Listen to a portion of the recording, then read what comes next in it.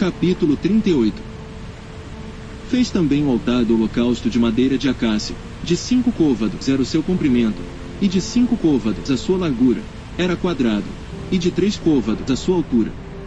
E fez-lhe as suas pontas nos seus 4 cantos, da mesma peça eram as suas pontas, e cobriu de cobre. Fez também todos os utensílios do altar, os cinzeiros, e as pás, e as bacias, e os garfos, e os braseiros, todos esses pertences fez de cobre. Fez também, para o altar, um crivo de cobre, em forma de rede, na sua secadura embaixo, até ao meio do altar. E fundiu 4 argolas para as 4 extremidades do crivo de cobre, para os lugares dos varais. E fez os varais de madeira de acácia, e os cobriu de cobre. E pôs os varais pelas argolas aos lados do altar, para com eles levar o altar, fê-lo oco e de tábuas. Fez também a pia de cobre com a sua base de cobre, dos espelhos das mulheres que se reuniam, para servir à porta da tenda da congregação. Fez também o pátio do lado meridional. As cortinas do pátio eram de linho fino torcido, de 100 côvados. As suas 20 colunas e as suas 20 bases eram de cobre, os colchetes destas colunas e as suas molduras eram de prata. E do lado norte cortinas de 100 côvados, as suas 20 colunas e as suas 20 bases eram de cobre, os colchetes das colunas e as suas molduras eram de prata. E do lado do ocidente cortinas de 50 côvados, as suas colunas 10, e as suas bases 10, os colchetes das colunas e as suas molduras eram de prata. E do lado leste, ao oriente, cortinas de 50 côvados. As cortinas de um lado da porta eram de 15 côvados, as suas colunas 3 e as suas bases 3. E do outro lado da porta do pátio, de ambos os lados, eram cortinas de 15 côvados, as suas colunas 3 e as suas bases 3. Todas as cortinas do pátio ao redor eram de linho fino torcido. E as bases das colunas eram de cobre, os colchetes das colunas e as suas molduras eram de prata, e o revestimento dos seus capitéis era de prata, e todas as colunas do pátio eram cingidas de prata.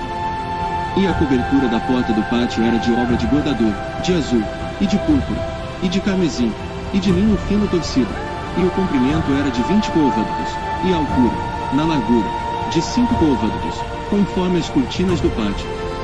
E as suas 4 colunas e as suas 4 bases eram de cobre, os seus colchetes de prata, e o revestimento dos seus capitéis, e as suas molduras, também de prata. E todas as estacas do tabernáculo e do pátio ao redor eram de cobre. Esta é a enumeração das coisas usadas no tabernáculo do testemunho, que por ordem de Moisés foram contadas para o ministério dos levitas, por intermédio de Itamar, filho de Araão, o sacerdote. Fez, pois, Bezalel, o filho de Uri, filho de Hur, da tribo de Judá, tudo quanto o Senhor tinha ordenado a Moisés. E com ele Eliabe, filho de Aizamaque, da tribo de Dan, um mestre de obra, engenhoso artífice, e bordador em azul, e em púrpura e em carmesim e em linho fino. Todo o ouro gasto na obra, em toda a obra do santuário, a saber o ouro da oferta, foi 29 talentos e 730 ciclos, conforme ao ciclo do santuário. E a prata dos arrolados da congregação foi 100 talentos e 1.775 ciclos, conforme o ciclo do santuário. 1 deca por cabeça, isto é, meio ciclo, conforme o ciclo do santuário, de todo aquele que passava os arrolados, da idade de 20 anos para cima, que foram 603.550. E houve 100 talentos de prata para fundir as bases do santuário e as bases do véu, para as 100 bases 100 talentos, 1 talento para cada base. E dos 1.775 ciclos fez os colchetes das colunas, e cobriu os seus capitéis, e os cingiu de molduras.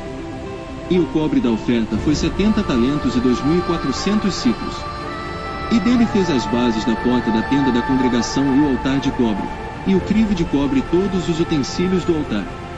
E as bases do pátio ao redor, e as bases da porta do pátio, e todas as estacas do tabernáculo e todas as estacas do pátio ao redor.